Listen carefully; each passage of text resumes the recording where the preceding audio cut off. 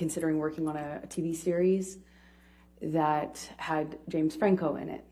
I was asked if I would meet with the people who are making the show. Objection, hearsay. It's not offered to prove the truth of the matter, sir. Overruled. Thank you.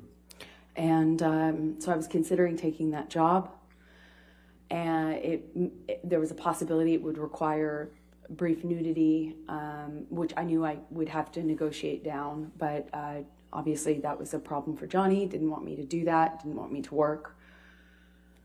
And frankly, I needed to. And there was another film I had coming out that I had previously shot. It's called London Fields.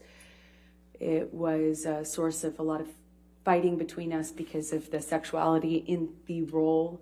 It was a constant negotiation between myself and the filmmakers. They made a film, and Johnny told me that he had heard about it, was unhappy with some of what he had heard. He was unhappy with me having done a sex scene in it that he claimed I didn't tell him about.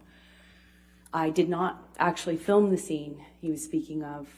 He demanded that we watch a screener of it, which is a version of the film before it's released.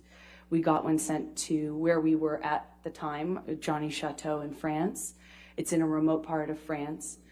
And once again, we're in this remote place, and we're screening this film that I appeared in, and there was a sex scene in that movie that started before Johnny freaked out because it looked like me. They had used a body double. Unbeknownst to me, without my permission, they used a body double to do a sex scene. So I have an incredibly jealous man who already is upset with me for breaking the rule that I had a sex scene. On top of that, I'm telling him it wasn't me. I didn't shoot that scene. And you can imagine how upset he was. He was irate and was calling me a liar, a whore, among other things.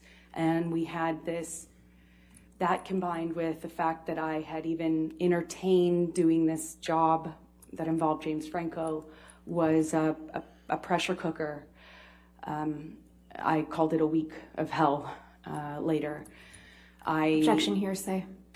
Overruled. Johnny at one point slapped me in the face in our bedroom in the chateau that we were staying in. At another moment, he punched me across the jaw.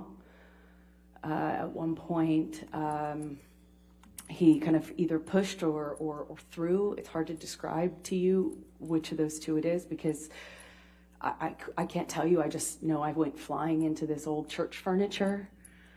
I later thought I had a concussion. It was